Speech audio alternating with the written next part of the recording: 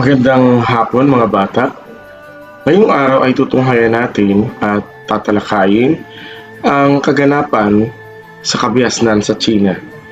Ano-ano nga ba ang mga kaganapang iyon at ano-ano ang mga naiambag nila sa kasalukuyang panahon? Napag-alaman natin nung nakaraang aralin ang mga naging ambag ng sibilisasyong Mesopotamia sa ating panahon sa kasalukuyan.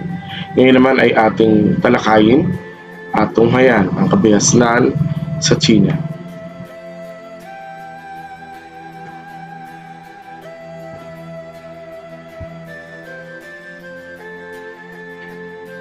Ang kabiasnang China sa tabing ilog malapit sa Yellow River o Wangro. Ito'y mula sa kabundukan ng kanlurang China at may habang 3,000 milya. At ito ay nabuo ng isang malawak na kapatagan o North China Plain. Ito ay batay sa mga deposito ng Yellow River at ang pinakamalaking alluvial plain ng Silangang Asya. Pinakamahalagang pang-agrikultura na rehiyon ng China na gumagawa ng mais, sorghum, taglamig, trigo, mga gulay at cotton. Ito ang mga bumubuong dinastiya sa lumang panahon ng China. Ang Xia Dynasty na pinaniniwala ang isa lamang itong alamat. Ang Xiang kung saan ay pagtutuunan natin ng Pansin, Zhou o Chao Dynasty, ang Qin, Han, Sui, Tang Dynasty, Sung, Yuan, Ming at saka ang Qing Dynasty. Pag sinabi nating dinastiya o dynasty, ito ay mahabang taon ng panunungkulan ng isang pamilya na namumuno sa isang bansa. Ang unang dinastiya na Xia ay sinasabing nag-ugat dito mula sa Longshan, isang kulturang Neolitiko laganap ng Wangho. Hindi pa ito lubusang napapatunayan dahil sa kawalan ng matibay na ebidensyang arkeolohiya. Sumunod dito ay ang dinastiyang Xiang, ang pinakamaunlad na kabiasnan na gumamit ng bronze sa panahon ng metal. Naiwang kasulatan sa panahong ito ang pinakamatanda sa mga panulat ng mga Tsino, ang Oracle Bone, na nakasulat sa isang tortoise shell at cattle bone. Malimit ang isinasagawang pagsasakripisyo lalo sa tuwing may namamatay na pinuno. Pinatalsik ang dinastiyang Xiang noong 1045 bago ipinanganak si Kristo.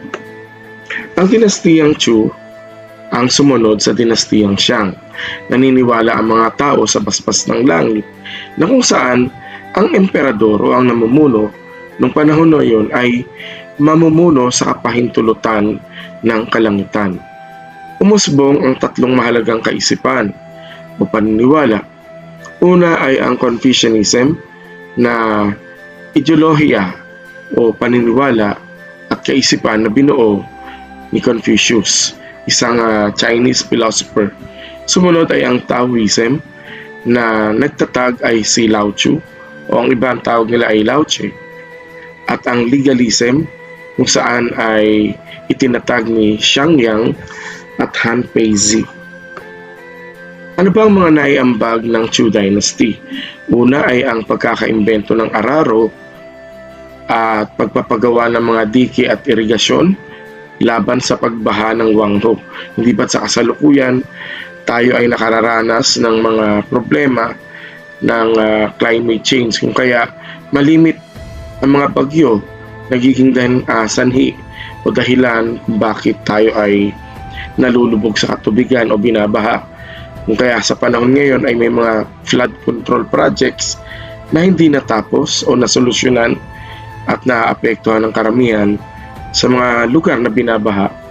Noong panahon pa naman ng mga China ay nagpagawa na ang mga ito ng dike at dam upang kontrolin ang pagbaha ng Wangho River. Nagpagawa din sila ng mga kalsada at sumulong ang kalakalan.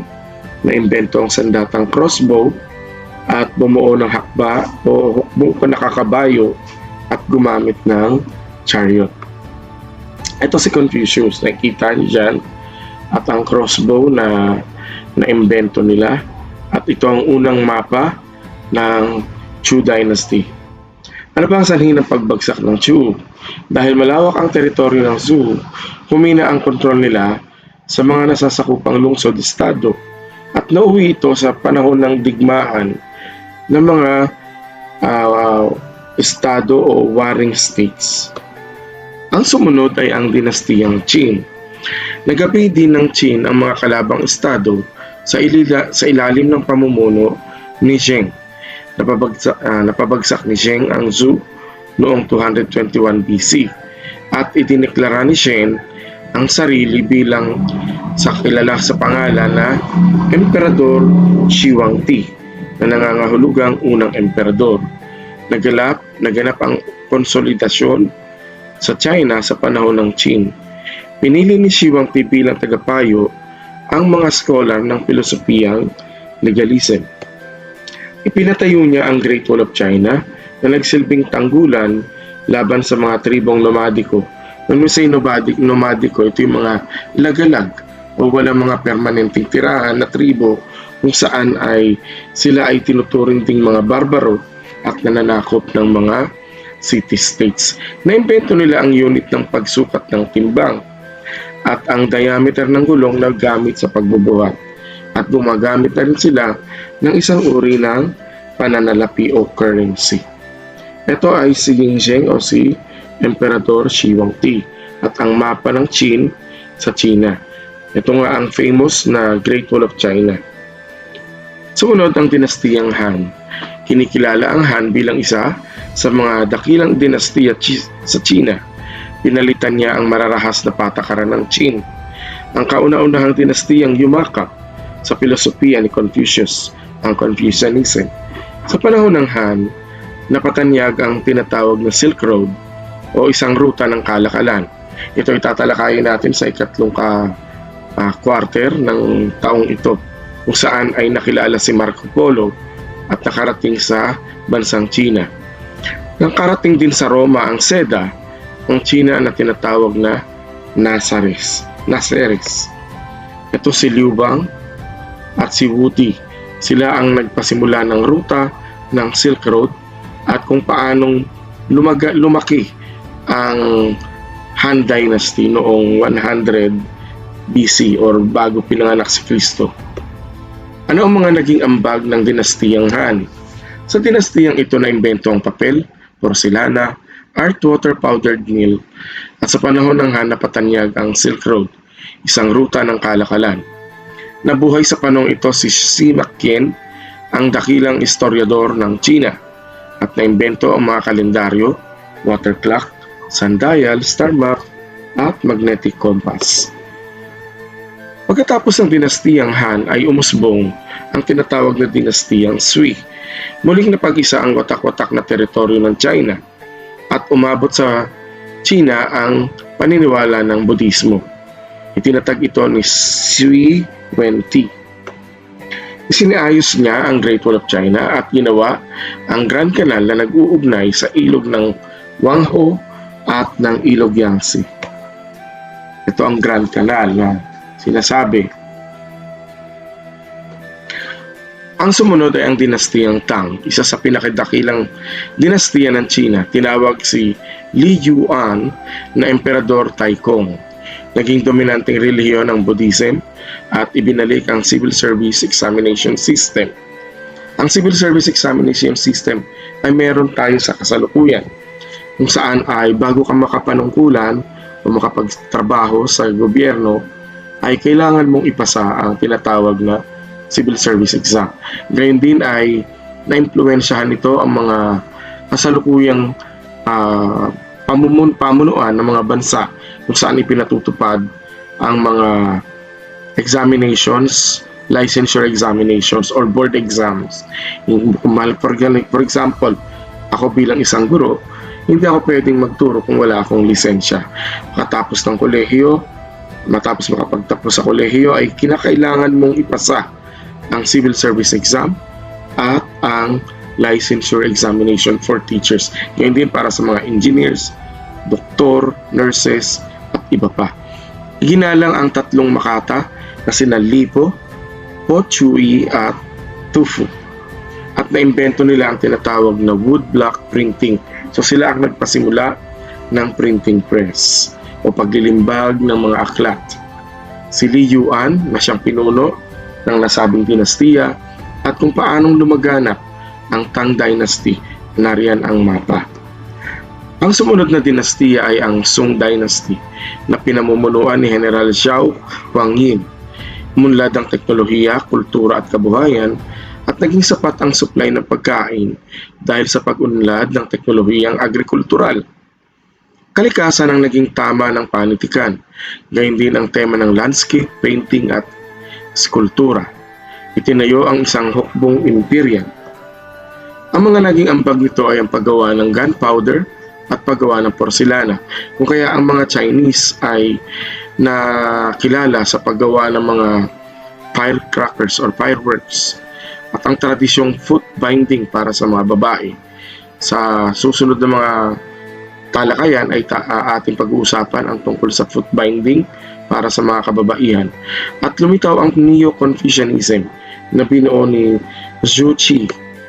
Ito ang tinatawag na foot binding kung saan ay bata pa lamang ay sinusuotan na ng sapatos na bakal ang mga kababaihan. Ang dinastiyang Yuan ang sumunod na itinatag ni Kublai Khan. Ipinairal ng Mongol ang Confucianism bilang filosofiya ng kanilang dinastiya. Nagkaroon ng maraming manglalakbay sa Yuan at isa na doon si Marco Polo. Magaling ang mga Mongol sa pagsakay ng kabayo. Mahusay na taktika sa pakikipagkalakalan at pakikipaglaban at may disiplina at katapatan sa kanilang pinuno. Ito ay si Emperador Kublai Khan at ito naman si Marco Polo. Sila ay naging magkaibigan at kung saan si Marco Polo na isang Italyano ay nagkaroon ng karapatan na maging pinuno sa bansang China nung siya ay nakipagkalakalan sa nasabing bansa. Magmula Venice, Italy, patungo ng China ay nagpakaroon ng palitan because of what we call Silk Road. Ang sumunod ay ang dinastiyang Ming. Itinatag ito ni Zhu Xiangjiang. Ang sining ay napayaman, partikular sa paggawa ng porselana, at pinalawak ang kalakalang pandagat. Nagkaroon ng ekspedisyon sa pamumuno ni Admiral Zheng He at umabot sa 100 milyon ang populasyon sa China. Pinaniniwalaan na sa panahon ng dinastiyang Ming ay nagkaroon ng ugnayan ang mga sinaunang katutubo ng mga Pilipino at ang mga unang Chino, kung saan dito sila ay nagkaroon ng kalakalan. Kung kaya't karamihan sa Pilipinas ay nung panahon na yon, bago dumating ang mga Kastila, ay meron ng mga nakatirang mga Chinese dito sa ating bansa. Kaya marahil ito ang dahilan kung bakit ang bansang China ay inaangkin nila ayon sa kanilang mapa ang tinatawag na 9-dash line, kung saan ay inaangkin nila ang buong karagatan ng West Philippine Sea sa kanila. Ang mga naging ambag ng nasabing dinastiya ay ang Great Wall of China na maisaayos itong muli matapos ang mga digmaan at ipinatayo ang Forbidden City sa Peking na nagsilbing tahanan ng mga emperador. Maraming aklat ang nailimbag dahil sa pamamaraang movable type. At ang pangsumunod ay ang dinastiyang Qing na itinatag ng mga Manchu o Manchurian Dynasty. Ito ang panahon ng pagpasok ng mga bansang Europeo. Sa pagkatalo ng China sa mga digmaan, ang China ay nahati sa dalawa. Nagkahati-hati o ang tinatawag na sphere of influence. Ano ba ang mga sanhi ng pagbagsak? Dahil sa mga digmaan, humina ang dinastiyang Qing. Dahil sa pagbagsak, nagtapos na ang sistemang dinastiya at nagbigay daan para maitatag ang tinatawag na Republika o tinatawag ngayong People's Republic of China. Isang magandang araw mga mag-aaral. Sa araw na ito ay ating tatalakayin ang kabias ng Xiang ng China.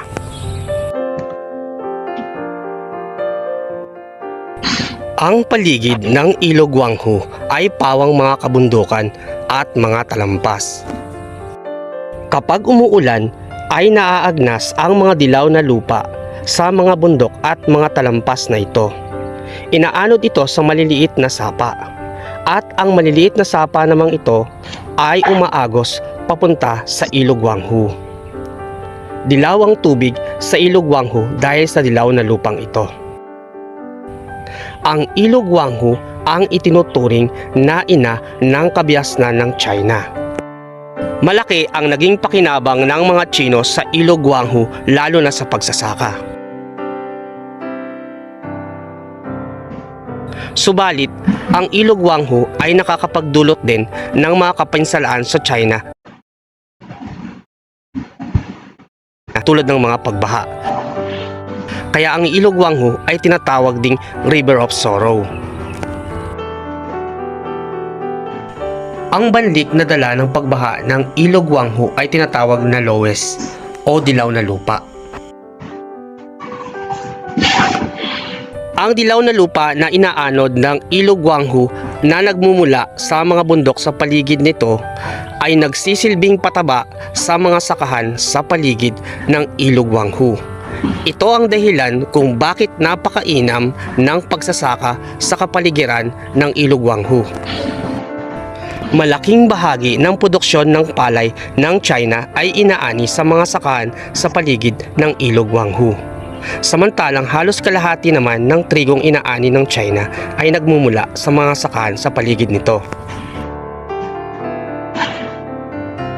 Dahil sa tubig ng Ilog Guanghu na ginagamit sa irigasyon sa mga taniman sa China, malaki ang naitutulong nito sa mga magsasaka kahit na tag-araw. At dahil naman sa malalaking pagbaha na naidulot ng Ilog Guanghu, naisipan ng mga Tsino na gumawa ng mga dike na kukontrol sa pagbaha at mag-iipon ng tubig na magagamit ng mga Tsino kapag tag-araw. Napakalaki ng naitulong ng Ilog Guanghu sa kabiasnang Xiang ng China. Sa paglipas ng panahon, nagkaroon ng pag-uuri ng tao sa China. Ang Haring Pari ang pinakamataas sa lahat. Ang Haring Pari sa kabiasnang Xiang ang lider pangreliyon at lider politikal. Lubhang makapangyarihan ang Haring Pari sa panahon ng kabiasnang Xiang at maaari niyang gawin ang lahat ng nais niya. Sumunod sa Haring Pari naman ay ang mga aristokrasya. Maaaring sila ay mga kamag-anak o kapatid ng Haring Pari at maaari ding matataas na opisyal na naglilingkod sa Haring Pari. Samantala, itinuturing namang pinakamababang uri ng tao sa panahon ng kabiasnang Xiang ang mga magsasaka, maging ang mga mangangalakal at artisano. Samantala, sa panahon ng kabiasnang Xiang, ang mga mamayan nito sa pamumuno ng Haring Pari ay sumasamba sa kanilang mga ninuno. Ang Haring Pari kasama ang kanyang mga katuwang ay nagsasagawa ng panghuhula o orakulo gamit ang oracle bones o butong pang-orakulo. Ang Haring Pari at ang mga katuwang nito ang magsasagawa ng pagbabasa sa mga crack na malilika sa mga butong pang-orakulo na ito o oracle bones. Dinaglaon ay ginamit ang mga karakter sa oracle bones na ito sa sistema ng pagsulat ng kabiasnang Xiang. Bakit nga ba nagsasagawa ng ritual ng panghuhula ang mga Tsino gamit ang mga oracle bones? Ano nga ba ang nais silang malaman? Halimbawa ng mga nais silang malaman ay kung karapat-dapat ba ang mapapangasawa ng hari, kung magkakaroon ba ng mga tagutom, at kung mananalo ba ang mga Tsino sa isang labanan.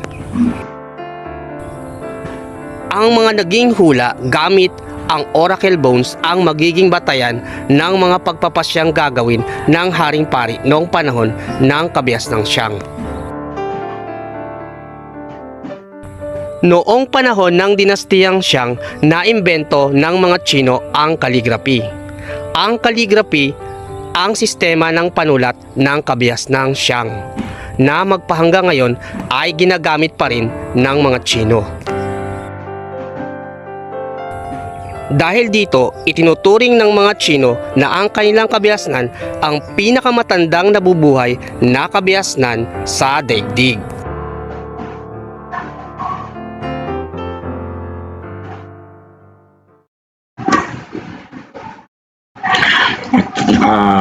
Dahil dito ay nagtatapos tayo ng ating aralin tungkol sa kabias ng Xiang. Paalam.